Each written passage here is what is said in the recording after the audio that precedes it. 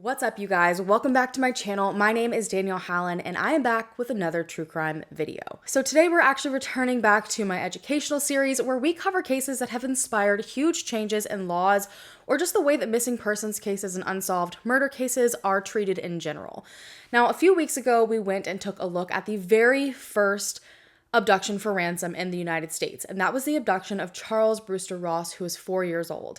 And I mentioned in that video that there was another case that happened decades later that built on the changes from the abduction of Charles Ross, and that was the abduction and murder of Charles Lindbergh Jr. Charles Lindbergh Jr. was only 20 months old when he was abducted from his nursery on the second floor of his family's home, and his father was actually the world's most famous man at the time. So this crime was known as the crime of the century, and it caused a lot of changes that have forever impacted the way that abductions and missing children's cases have been handled ever since then.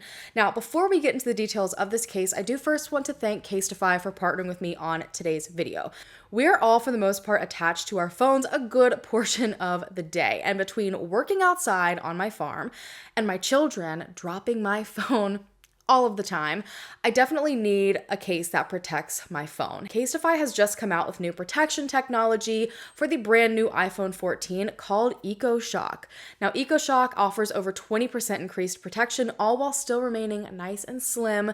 EcoShock has also been tested at 5 times the military standard, which is absolutely insane because that means they have tested these cases by dropping them 130 times to ensure that the protection does not wear off. And thankfully, it is a ton of added protection without that added bulk. Other protective cases that I've used before have taken me all the way back to the 90s, where it legitimately feels like I am trying to shove a legitimate brick into the back of my pants. But this case, I have never had any issues with it. It's incredibly slim, streamlined, and it just pops right on in my pocket, no issues. On top of offering great protection, they're also pretty dang cute, so you don't have to sacrifice style for functionality. Casetify offers an exclusive range of prints from partnering with artists every year around the globe, and it's really cool to me because when you go and choose the print, you can actually check out the artist that's behind it. And then if you're someone who wants to express your own creativity, they also offer customizations. I have customized 2 cases so far. One I made specifically to represent my channel. It says "Bring Them Home." And then I also have one with my name on it because why not? But I think my all-time favorite print from Casetify has to be this magic mushroom print. I have had this on my phone nonstop lately, and probably my all-time favorite thing about Casetify is the sustainability. They're made from 65% recycled material and plant-based material, and not just that, a portion of the cases that they offer are even upcycled from old phone cases through the Recasetify program. So far, as of 2021, they have recycled over 51,000 phone cases that would have otherwise ended up in a landfill. Now, whether you're upgrading your iPhone or not to the brand new iPhone 14, head to casetify.com for their latest iPhone 14 Impact Case series, as well as their cases for iPhone 13 and earlier devices. Those are still just as good. Go to www.casetify.com/Danielle to get 15% off your order, and let me know below the prints that you end up choosing. Thank you again to Casetify for partnering with me on today's video. It's brands like them that allow me to contribute the most I can back to these families and create these videos like I do. Now on to the details of the case. Charles Sr. was a well-known aviator. He had actually dropped out of college to become a stunt pilot because of his talents. He eventually enlisted in the U.S. Army, and then he became dubbed the Flying Fool when he decided to be the very first to attempt a solo flight from the United States to Europe. This was something that had never been done before. A lot believed it wasn't even possible, especially when you did it the way that he was trying to. He wanted to use a single engine plane. He didn't want to bring a parachute with him or a radio, so basically everything he would need in case of an emergency, because he wanted to be able to store more gasoline to make the flight properly. But despite all of the doubters, he ended up taking off of Roosevelt Field in Long Island, and after 34 hours of travel, he touched down in Paris, where there were 100,000 plus people waiting to congratulate him. From this point, Charles Sr. was seen as a hero. He was like the celebrity of the time, this young, handsome man that was so capable and so talented, and so everyone looked up to him. He did tons of speaking engagements. He met very well-to-do people people, the world was absolutely infatuated with him, and even more so when it became like this aviator power couple love story. So he ended up going on during all of this to meet a woman named Anne Spencer Morrow, and he married her. She was another aviator. I've actually seen that he was the one who taught her to fly, and they fell in love, which of course swept the entire world off of their feet. And eventually they decided they had had kind of enough of being in the public eye, and they wanted to settle down and have a family. And that all started on June 22nd, 1930, when Charles Jr. was born. Now, Charles Jr. was their first baby, the light of their life, and so they realized that they wanted to move out of their home in Englewood, New Jersey, which had a ton of staff. Everyone knew where they were. There was constantly paparazzi, constantly media, to a more secluded area, so they started to build a home on 600 plus acres in Hopewell, New Jersey, and this was eventually going to be the family estate. The estate was under construction at the time of Charles Jr.'s abduction, but enough of it was done to where the family was starting to go and stay there just on the weekends. Anne's parents had been living with them in Englewood because they were having their own home built, and so they would usually come with the Lindberghs on the weekends to their Hopewell estate. But unfortunately, this house that they loved so much and had so much hope for and planned to raise their children in became a place of an absolute nightmare for them. On Tuesday, March 1st, 1932, which usually the Lindberghs would have been back at their Englewood estate, they were actually stuck in Hopewell. Over the weekend when they had been there, unfortunately, little Charlie Jr. ended up coming down with a pretty bad cold, and so they didn't want to have to travel with him as sick as he was. So they decided, you know what, we're going to stay put, let him rest, and when he's better, we will go back to Englewood. And no one really knew about this. The only people that knew that they were staying for the first time ever past the weekend at this new estate was Anne's parents, their one employee that they brought with them, obviously Anne and Charles Lindbergh, and then they also had 2 employees with them. But other than that, no one knew that they were going to be there, and this was entirely out of routine for them, which is why it was that much more alarming when that night Charles Jr. was abducted from his crib. Around 8 to 9 p.m. that night, I've seen times ranging all throughout that, Charlie was put to bed in his nursery that was on the 2nd floor of the home, tucked in a corner. His parents were awake, all the estate employees were awake. I believe her parents were there at the time as well. And everyone from that point on continued on with their night. Everyone was awake and out and about in the house and on the grounds. But when Betty Gow, who was Charlie's nanny, came to check on him at about 10 p.m. that night, Charlie was gone. And beside his bedroom window, outside, leading to the ground, was a gigantic ladder leaning up against the house. Charlie was in fact 20 months old at the time, so he was walking a little bit. However, he apparently had a few struggles with walking. He struggled to stand up perfectly straight. So while it could have been possible for him to pull himself up out of the crib and go somewhere, how on earth would he have done that and they not be able to find him anywhere? They didn't hear him or anything. So they decided to do a search around the entire property just in case, but they didn't have to go very far before they got some very gut-wrenching answers. There on the windowsill of Charlie's nursery was a note, and not just any note, but a ransom note. This note was demanding $50,000 from the Lindbergh family in return for their son and threatened them if they were to involve the police. But they involved the police anyways right away. Obviously, Lindbergh being who he was, the moment he called out, everyone came running. Between the hours of 10 p.m. and midnight, the estate that had been quiet and calm turned into absolute chaos. Hopewell Police Department had arrived, the media had arrived, nearby neighbors had arrived. Everyone was there to try to figure out what on earth happened to the Lindbergh baby. Hopewell police kind of recognized right off the bat that they needed more assistance on this, so they did call in New Jersey State Police, who would eventually take over the case, and right away a search was done to try to find out answers as to what may have happened. Obviously, this was some sort of abduction, clearly, and whoever took him wanted money for him, so they were hoping that they could figure out this person's identity, or at least maybe where they went, so that they could locate this individual before anything bad happened to Charlie. But unfortunately, there were just not a whole lot of clues left behind at the scene. The ladder that was leaning up against the house right beside Charlie's window appeared to have been handmade by someone. Clearly, whoever did it knew something about woodworking, but was by no means an expert at it. It was in 3 different sections so that it could collapse into one easy to manage ladder to carry around, which was probably because this was a 600-acre estate and they had to sneak on the property. They also found footprints underneath of the window around this ladder and muddy footprints in Charlie's nursery, but unfortunately there was something wrong with them, or they were smeared to where they couldn't get an accurate measurement on them. And then when they went to go and check the entire room for fingerprints, there wasn't a single one.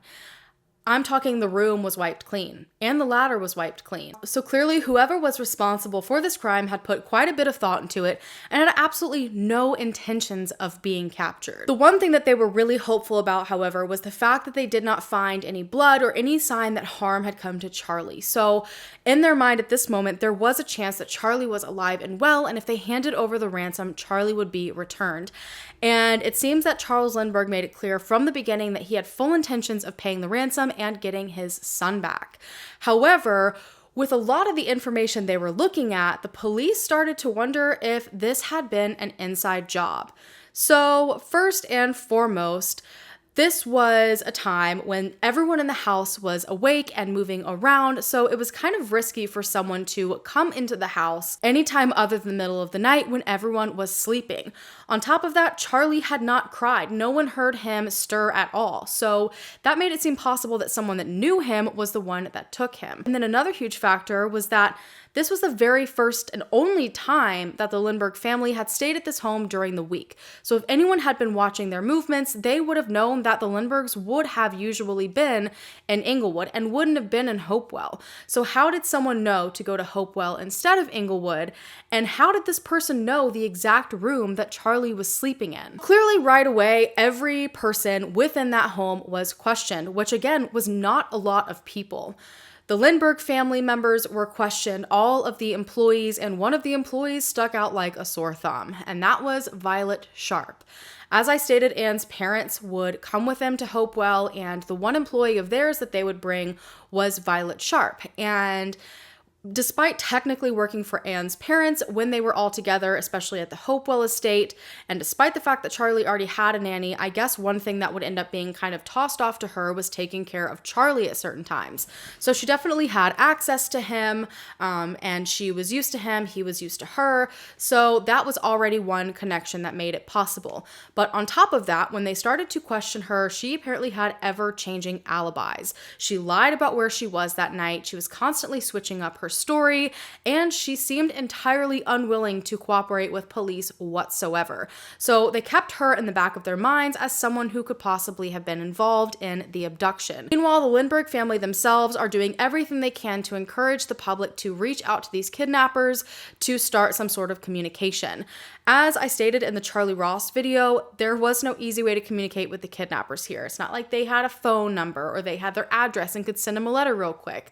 All communication from the Lindberghs to the kidnappers was through the papers. And so they would encourage friends and family and pretty much anyone who would listen to go ahead and start sending out ads in the paper, encouraging the kidnappers to negotiate with them. And then while all of that is going on, the police are trying to figure out what on earth to do, because situations like this did not happen very often and it was still very new, fresh territory. And then a second ransom note arrived at the Lindbergh home on March 6, 1932, so almost a week after Charlie had been abducted. And this started to make things a little more complicated because it was postmarked Brooklyn, New York, and it had been sent on the 4th of March. So because of that, New York State Police came in. There was just a lot of jurisdictional issues just because they'd never dealt with anything like this before, but they seemed to be working together to get towards the same goal, finding out who on earth took Charlie Lindbergh. At this point, it seemed possible that Charlie had been taken across state lines. And not just that, the abductor had upped the ransom to $70,000. Because of this, the governor decided to hold a conference in New Jersey so all nearby officials could come and brainstorm ideas on who could have done this, the moves that they should make next, how the entire situation should be dealt with. And ultimately, it seems that the FBI decided to come in, despite the fact that at this point in time, they had no no jurisdiction. Laws were not as they are now. And they would essentially offer their assistance to these two investigating authorities. And on March 8th, the third ransom note came in. And just to warn you guys, there's 13 of these suckers. So this ransom note essentially was trying to figure out how the money was going to be transported, basically facilitating the movement of the money and then return of Charlie. And when this news got out that they needed like an intermediary or a middleman, a retired school principal from the Bronx named Dr. John Condon ended up publishing in the newspaper offering to be that person. He was like, I can absolutely do this. I can get the job done, and I will even pay $1,000 on top of the ransom to do this. Now, there have been a lot of people that have kind of been harsh about Dr. John Condon being allowed to do this because he apparently had a history of being rather exaggerative, I guess you could say. He was there for like the big grand story, but ultimately he did in fact help to get answers in this case. And so on March 9th, the fourth ransom note came in, and it had been agreed upon by everyone from the abductor to the Lindberghs to the Lindbergh's attorney that Dr. John Condon was going to be the middleman. The following day on March 10th, the Lindberghs met with Dr. John Condon and handed him over $70,000. And you guys, at that time, that was so much money. So right away, they were thinking, we've got this in the bag. We're going to get our son back. We're going to get our son back. We're going to pay this money and everything is going to be fine. There's been no issues so far.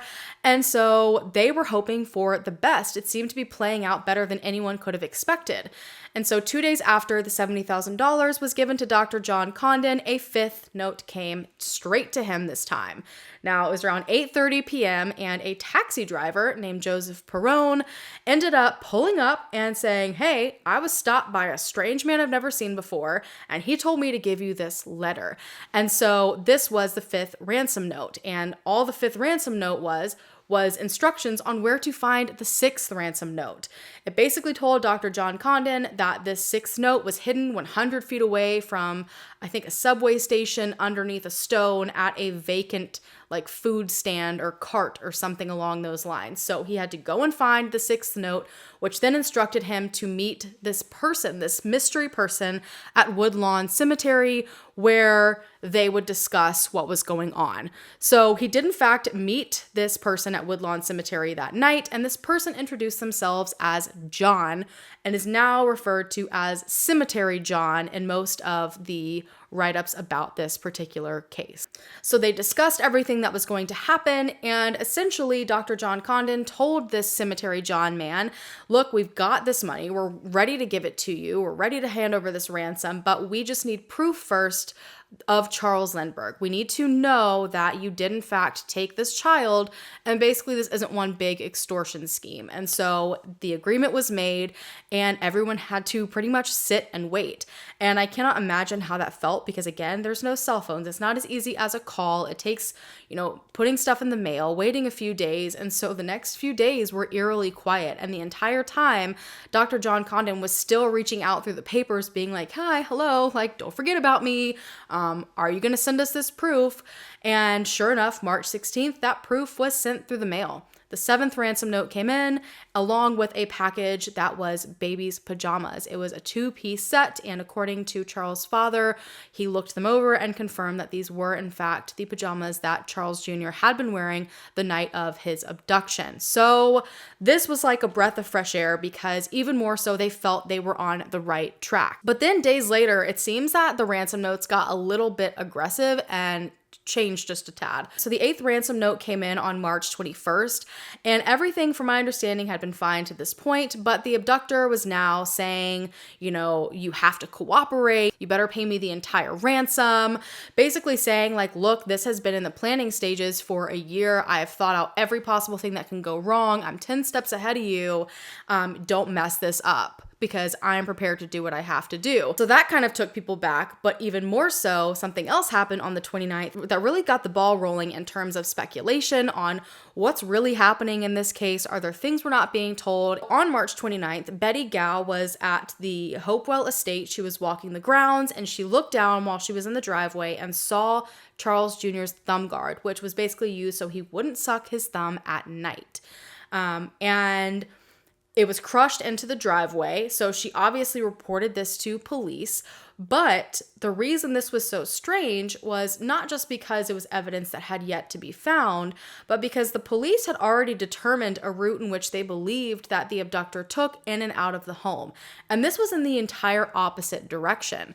So a lot of people had a lot of questions like, did you get the route wrong? Is there someone else involved that we don't know about? All these things, but for some reason, the police seemed to completely ignore all of it. So conspiracy theories are forming, lots is happening at this point, and on April 1st, the 9th and 10th ransom notes come in, and the first one was actually a threat to increase the ransom to $100,000, which again, I don't know why. I don't know if anything was done to kind of provoke the abductor at all, or if there was just like this sense of impatience with them. And later on that day, the 10th ransom note came in telling Dr. Condon to have the money ready by the next day because that's when things were going down. Dr. Condon replied and agreed, said he was ready to go in the paper. And so then comes the 11th note on April 2nd. So again, this one was delivered by taxi driver. And this time the taxi driver was unnamed. But again, he said, a strange man gave this to me. I don't know. Here you go. And just like the other time, this 11th ransom note was instructions to get Dr. Condon to the 12th ransom note. This 12th note basically said to meet Cemetery John again. And he would be given the 13th note, and that would be Charlie's location. So they were so close to the finish line. So later that night, Dr. John Condon met Cemetery John, and I will say he asked apparently for the ransom to be dropped back down to $50,000. And it apparently was agreed upon, which in my opinion should have been an immediate red flag, because to me that says you're talking to the person in charge if they're able to fluctuate the ransom by $20,000. But I guess at that point, once it was agreed upon, the money was handed over. $40,000 of the ransom money paid to Cemetery John was in gold certificates. Dr. Condon got the 13th ransom note in return, and when it was opened, it said that Charlie was on a boat called Nellie in Martha's Vineyard in Massachusetts. So by the following day, April 3rd, search parties were sent out right away to locate this boat called Nellie and find Charlie to bring him home. But despite all of their searching and multiple searches at that, a boat named Nellie was never found and Charlie was never brought home. They had all been scammed. And so at this point, the investigative efforts ramped up like wild. Police did so much work to try to figure out who this individual was behind all of this. I have never seen anything quite like it before. First and foremost, they took a good look at the ransom notes. They wanted to analyze the writing, the way this person spoke, and they were able to narrow down pretty certainly that whoever wrote this note was of German nationality, that they likely were from Germany, but they did move to America because there was this American twang to it. One of the biggest things that really indicated that to them was that the money sign was put at the end of the ransom amount instead of the beginning, which is a German thing to do. On top of that, they started to look deeper at the ladder itself. Again, the ladder looked like it had been used by someone who is familiar with woodworking, so maybe a contractor, and they started to look at the wood more specifically and were able to determine the kind of wood it was and that it was commonly used at that time for the interior of houses. They figured out the tools that were used to make the ladder. They created patterns of nail holes, and they ended up bringing a man named Arthur Kohler from the Forest Service to look at the ladder, and he created the most extensive report just about this ladder. Like, you would think a ladder is the most basic thing. He took it to the next level and made a ladder look like absolute rocket science. There was nothing about this ladder, from the wood to the grain to how it was made, that wasn't known at this point. They also brought in Dr. John Condon as well as Joseph Perrone, who was the taxi driver, to create sketches of the individuals that they saw. And Dr. John Condon was able to give a very, very detailed description. He was like, look, I looked this man up and down 2 times when I met him in that cemetery, and he was so confident that he would be able to identify him if he ever saw him again.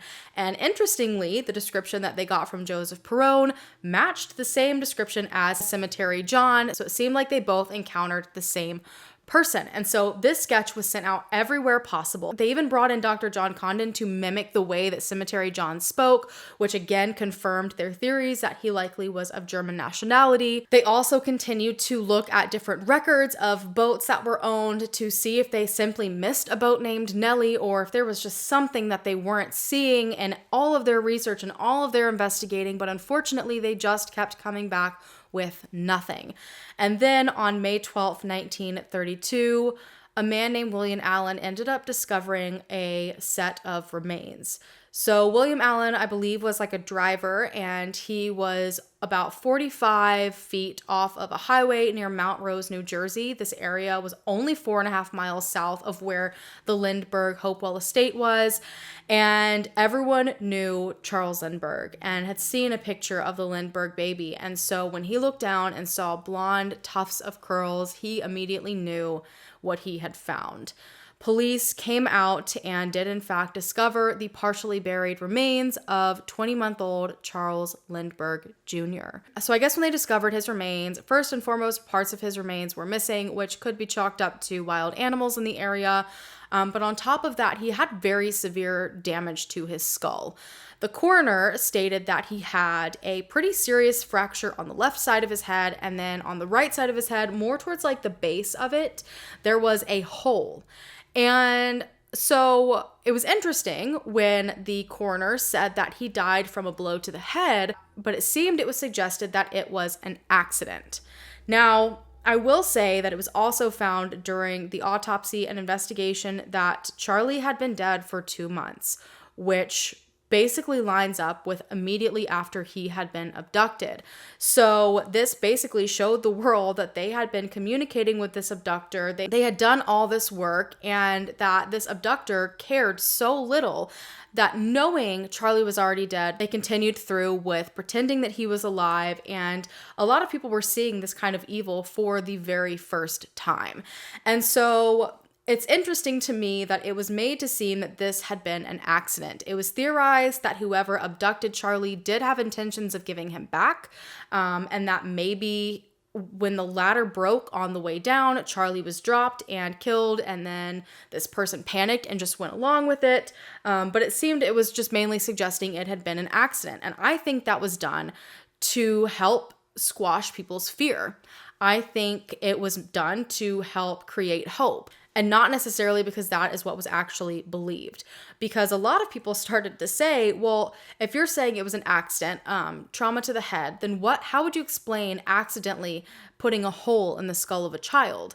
And it was explained away by saying that the people that had discovered his remains and were taking them to the coroner's office accidentally poked it with a stick. Literally poked a skull with a stick, and it poked a hole in it. And experts have come forward today saying that that is definitely not something that happened. And instead, something like that, a hole in your head like that, without it being from a bullet wound or anything, likely came from something like a hammer or a pipe. And so this idea that it was an accident really started to fade away and show that someone had intentionally killed a young child and then lied about it to get money. Everyone was devastated. Charles was cremated on May 13th, 1932, and then from that point on, everyone was boots on the ground, even more so than they were before. Up to this point, the FBI was just working with the New Jersey State Police and the New York State Police as they reached out for it.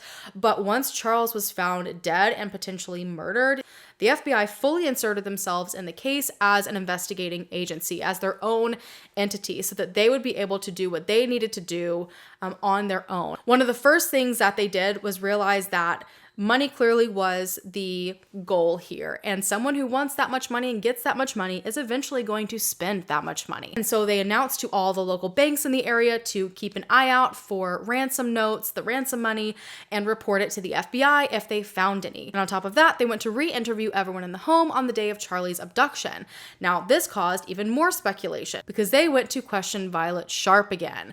Now, she was apparently just as unwilling when they went to question her, still was changing stories, but immediately after this interview ended, she went on to poison herself and died. Now, this, paired with all of her other actions, made a lot of people believe that this meant possible guilt, that she had some sort of information and didn't want anyone to find out, or she was scared. And when the FBI really started questioning things, she decided to take her own life. But the FBI and other agencies, I guess, started to investigate into this, and they found that she had a history of mental illness. So they were like, no, this actually has absolutely nothing to do with us questioning her, and she just did this because of her mental illness. But honestly, we don't know. She could have had information that scared her. It could have been something totally unrelated, or because the investigating agencies were apparently relentless in questioning these people, she could have been so shaken up and felt so much pressure that it was just too much for her. But she wasn't the only one within that house that night that ended up eventually passing away. The butler also was questioned, and I don't think he was ever thought to have any sort of involvement. Shortly after he had his interview with the FBI, he ended up passing away of peritonitis, which is like inflammation, I think, of the stomach or something along those lines. Do not quote me on that. I'm probably very wrong. But it's like a health thing from an infection, like inflammation. And so despite the fact that that could totally be something normal to happen to someone, a lot of people were like, sketchy, sketchy. There's something going on here, because 2 out of the 3 individuals that weren't family at the home that night have now all died. So investigative efforts continued. At this point, the FBI had compiled an entire pamphlet of serial numbers from every single ransom bill that had been given to the abductor or cemetery John. And so they not only had already alerted people to look out for ransom bills, but for them to accurately check if they were the ransom bills or not, to speed up the process and make sure it was reported, they gave these pamphlets out to anyone who could ever take in a gold certificate. So that meant banks, grocery stores, like corner markets, insurance companies, airports, post offices, telegraph companies, you name it. And I'm sure you're thinking, that's incredibly overwhelming. Except not so much. So I guess like a year before, these gold certificates had started to be phased out of circulation. So they weren't frequently used anymore. So it's not like this was the most common method of payment. And so these, cashiers and people would be checking these numbers all day long. This was something that was going to come in a lot more infrequently and would be very easy to check very quickly and immediately know if there is something wrong. And this ended up paying off. On May 2nd, 1934, I'm pretty sure it was, one $20 gold certificate and 296 $10 gold certificates were found matching serial numbers of the ransom notes in the Federal Reserve. And so obviously they had some digging to do to find out their origins, where they had been taken in originally. And I don't think they found a lot of that information, but they did find a deposit slip that seemed to match.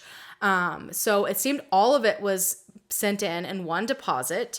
And on this deposit slip, there was a name of J.J. Faulkner and an address of 537 West 149th Street. And it was written on there that the deposit was in gold certificates in the amounts of $10 and $20. And the dollar amount matched too as well. And so they think at this point, we have hit the jackpot. We found our guy.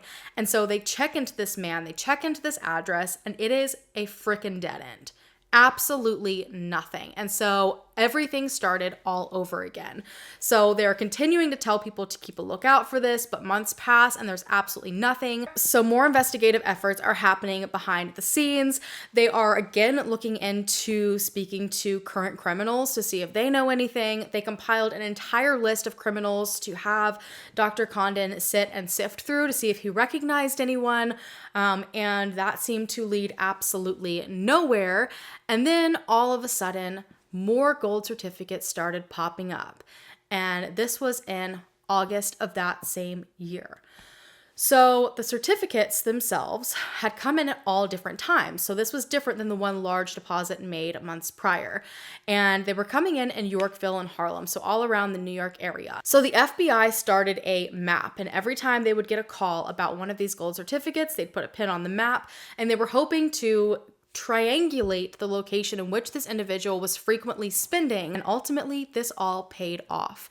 On September 18th, 1934, the FBI got a call from Corn Exchange Bank and Trust stating that they had just received moments prior from a gas station a $10 gold certificate with serial number matching one of the ransom certificates. And so they told the FBI that the gas station it had come from was on 127th Street and Lexington Avenue, and the FBI showed up right away. Now, they were able to learn that just days prior, on September 15th, the attendant of the gas station had been the one to first kind of raise a red flag about this gold certificate. So as I stated, these weren't heavily in circulation anymore. They were phasing out. And so that was actually the first thing that alerted this individual. I don't think they ever checked for the serial number. They didn't recognize the person that handed it to them, this man that was coming to pay for gas. But because you didn't see him very often, they were like, okay, this seems a little off. And so the attendant of the gas station thought to write down the license plate number of the man that had handed it over. And so unknowingly, this person totally helped solve this massive crime. When they showed the attendant the sketch of Cemetery John, the person said, yep, this is it. That is who handed me this gold certificate. And this license plate number led the FBI to Bruno Richard Hauptmann, living at 1279 East 222nd Street in Bronx, New York. So surveillance was put in place right away, but it was late at night, and so they were hoping that they would be able to apprehend this man the following morning as long as everything worked out. Sure enough, on the 19th of September, he walked out of his house, spit on match to this sketch, walked straight up to the car with the license plate number they had been looking for. And so officers from all three investigating agencies, New Jersey State Police, New York State Police, and the FBI, ended up arresting Hauptmann, and they charged him with first-degree murder.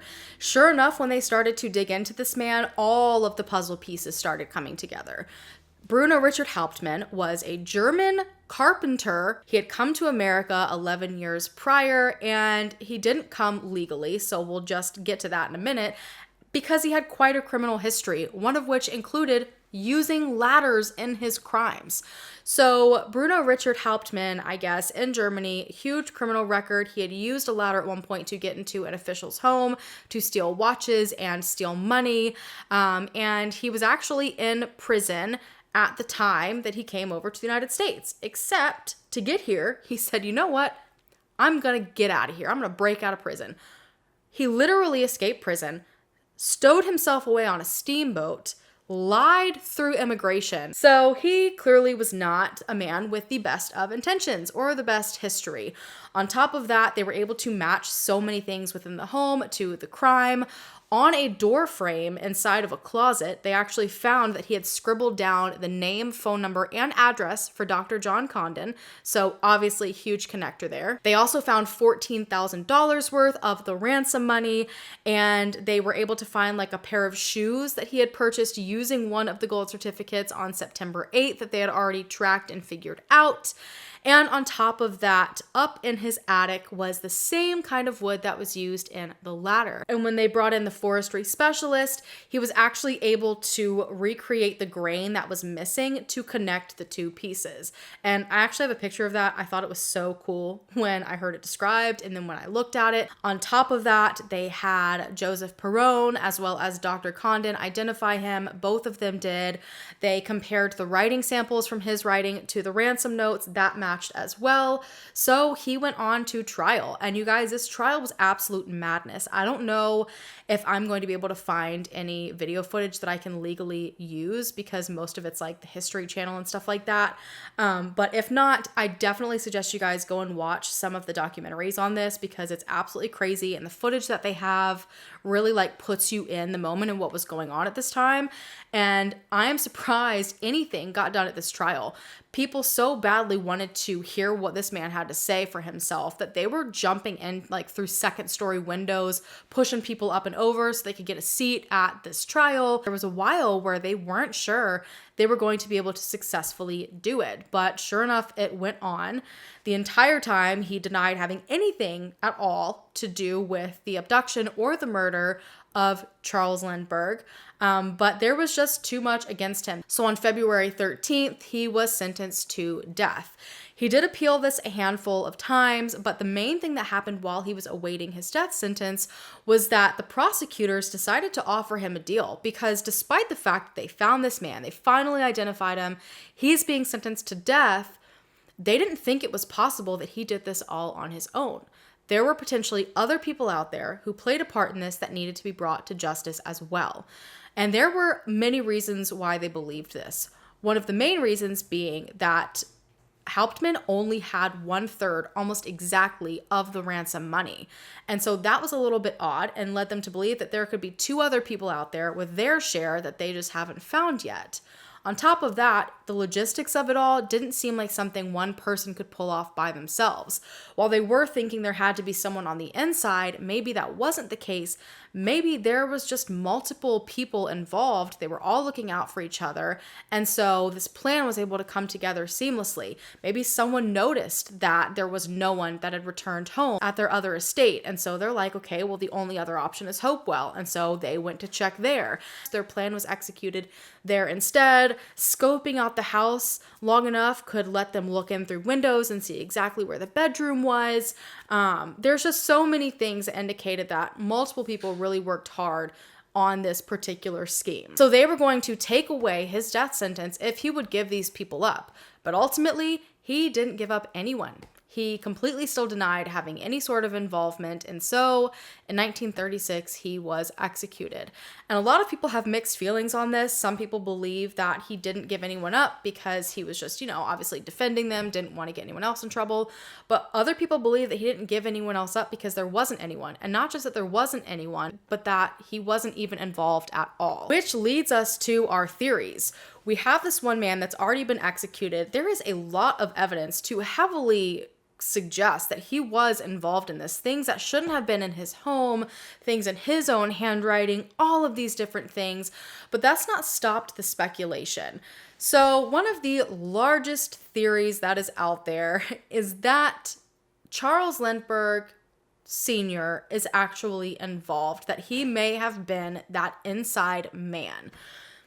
And I'll explain why people believe this. So first and foremost, he wasn't even supposed to be at the house that night. He had a speaking engagement in New York that he was supposed to go to, and from all accounts that I have found, he left the Hopewell estate to go to the speaking engagement in New York. But for some reason, he turned around and came back home. Now, when he was questioned about this, he said he forgot the speaking engagement. And apparently him not showing for a speaking engagement or even being late to a speaking engagement never ever happened. So this was also something totally out of character for him. So a lot of people believe that he used this as an opportunity to get off of the property and speak to someone about the plans they had that night, and then he returned home and basically was a distraction. I personally don't know how I feel about that, just because most of it is like a crazy stretch. It's like all a gigantic story that's been created off of something very simple as not showing up to a speaking engagement, which he may not have done simply because Charles was sick. But honestly, who knows? And then another thing that has made people speculate if he was involved is because he seemed to have kind of a twisted sense of humor. So according to a lot of people, he was known for pranking, and someone that he would prank often was his wife. And in the very first interviews with police, Betty Gow, the nanny of Charles, had even mentioned that she thought this could have possibly been a prank played out by Charles Lindbergh. Now, there's been a lot of different, versions of this, and I've not seen the police reports, obviously, so I can't say what's right or not. But allegedly, she said that 2 months prior to this actual abduction, that Charles Lindbergh had played a prank on his wife, Anne, by hiding Charles Jr. in a closet and claiming he had been abducted. And Betty Gow said it literally turned the entire house upside down. Everyone was freaking out, but it was just this sick joke that Charles Sr. thought would be funny. And that was apparently something common for him. He crossed lines a lot in his pranks.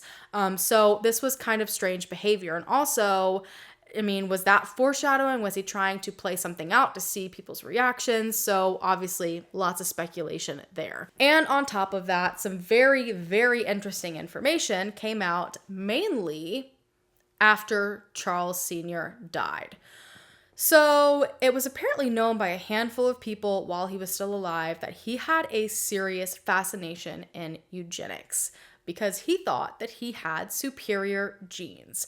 And so, unfortunately, Charles Jr. had a couple of, quote, issues. Obviously, they're not anything major. Kids are not perfect. Nobody is perfect. But in the eyes of someone that believes they are superior and they have great genes, this would have been seen as huge flaws. As I had stated previously, Charlie Jr. had a very difficult time standing up straight. According to his doctor, he struggled to walk without assistance, and I guess some of his toes overlapped, and it was possible that he had rickets. So the idea around this theory is that Charles Sr. did not want a child that had inferior genes, and so he may have wanted to get rid of him. Now, people have even gone as far down this theory as to saying that he wouldn't have tried to kill his son, that he probably didn't ever want that he just wanted his son to go to I think a home, but that some accident happened. If I'm being quite frank, I think it's ridiculous how many times this murder of this 20-month-old baby has been called an accident. To top it off, Charles went on to have more children with Anne, which to me says like he still believed the genes were fine, or I don't think he would have continued having children with her. A lot of people have supported this, saying that he thought Anne's genes were messed up because she had a sister with mental illness, but again, he continued to have children with her, so that kind of throws this whole theory off in my opinion. And they ended up eventually making their way to Europe. They lived there for, I think, about 3 years to escape all that was going on here. After Hauptmann was executed, they were just tired of the media, tired of dealing with it all.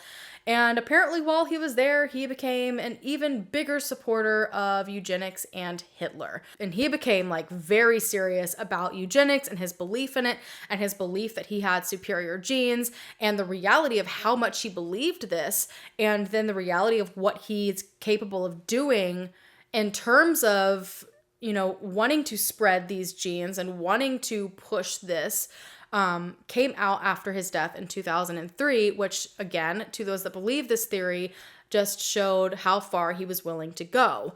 So after his death in 2003, his secret children, and yes, you heard me right, his secret children came forward. He had apparently, throughout his lifetime, with not a single person ever finding out, he fathered 7 children to 3 separate German women, all in the name of genes. He apparently went under some false name with them, Carew Kent, and he swore them to secrecy. They were never allowed to say anything. I don't even know if he ever gave his true identity to them, but I guess eventually they found out or just got tired of the lie, and so they eventually came forward and said, we're his children, like this is what he was doing behind the scenes. He was quite literally trying to have as many children as possible with German women to continue this belief in eugenics. And so again, this just kind of confirmed to a lot of people that, hey, if he's willing to full on have multiple children with random women and then go on to not have them in his life all in the name of genes, would he be willing to get rid of his son because of inferior genes? So you can see where this theory has really gained a lot of traction. There are quite a few people that believe it, but there's also another theory of interest. So there is a man, and he is the son of someone that had very close contact with a man named John Knoll. And John Knoll is believed to possibly have been one of the co-conspirators in this crime, according to this father and son. Now, I guess this father had close contact with John Knoll when he was 15, and then looking back on it, he realizes things that he heard and saw that in his mind connect these two. And so he investigated it as much as he could, and once he passed away, his son took over and is now continuing his own investigation. So essentially, this son's father said that when he was 15 years old, he lived in a German neighborhood in the Bronx. And interestingly, there's also a connection to possibly Hauptmann, because this man's landlords, when he was 15, living with his parents in this apartment, His landlords were from the same town in Germany as Hauptmann was. And it was actually known that Hauptmann would go and locate people from his hometown throughout the city so that he could befriend them and like have a piece of home. So it's very possible that he knew these individuals. And then a few houses down in an apartment was this man named John Knoll. And he was a deli man. He like literally worked at the deli counter. He was nothing fancy. He wasn't rich. He was paying $10 a month for his rent. And he befriended this 15-year-old kid because they both had, I guess, a passion for collecting stamps. And so while they built up this friendship and all that, there was nothing ever strange that this man noticed at first. And then he specifically remembered one day that John Knoll invited him to this water park type of deal. There was like this gigantic saltwater swimming pool in New Jersey. And when he went with him, I think John Knoll brought his son. And then there was also a third German man that was there. And they kept calling this man Bruno. And that connects to possibly Bruno Richard Hauptmann. Yes, he overheard this conversation with them while they were at the pool. Again, continuously calling this guy Bruno, and then also mentioning Inglewood, which was the location in which the Lindbergh family had their main house at. And there were just a couple of other things in there that stood out to him. And again, didn't think anything of it then until I think it was like years later when he was reading an article and he saw all this information about the Lindbergh kidnapping, like a recap on everything.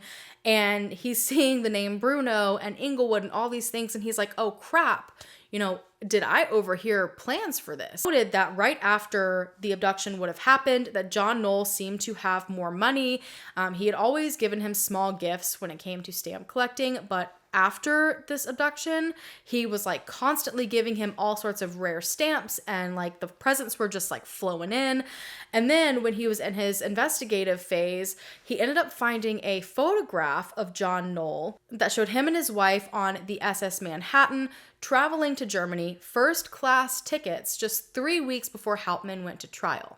And so it seemed interesting, the timing of it. That's obviously one thing, but also it was $700 for their ticket. And that is the equivalent of like almost $13,000 in today's money. And he was a deli counter man. He didn't make a lot of money. He just up and leaves and doesn't work for 3 weeks straight. That is not something that would have been within their means at the time. On top of that, he conveniently came back immediately after Hauptmann was found guilty and sentenced to execution. This man and his son are absolutely adamant that he is possibly one of those that are involved in the abduction that just simply never was caught. However, I will say it does seem that, the money was being spent around that time, so I just don't understand how that wouldn't have been captured. Maybe there was some other way that he was like getting the gold certificates paid out or something. I have absolutely no idea, but it does seem possible. And on top of that, I will note that the sketch of Cemetery John looks more to me like John Knoll than it does Hauptmann. So you can understand why there's still so many people investigating this case to this day, because it does seem like there's so much more that just was never investigated. It's been pointed out time and time again that as soon as Hauptmann was executed, as soon as he was found guilty, the entire investigation stopped despite there being just glaring holes in everything. It's like they were so thankful to have at least that portion over with that they didn't try to find anything else. And I think that's why there's still so many people to this day investigating it.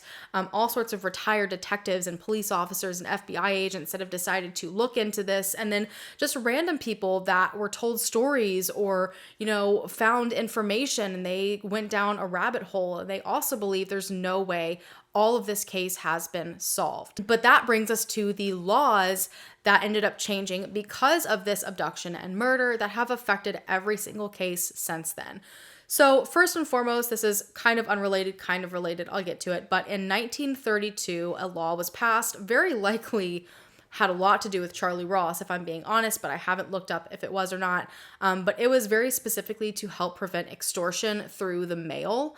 And so that law was passed in 1932, and in 1934, because of this case, they decided to change it not just to extortion through the mail, but threats of any kind by any means whatsoever. So basically, because of this case, they filled in all of the loopholes in terms of extortion when something like this happens.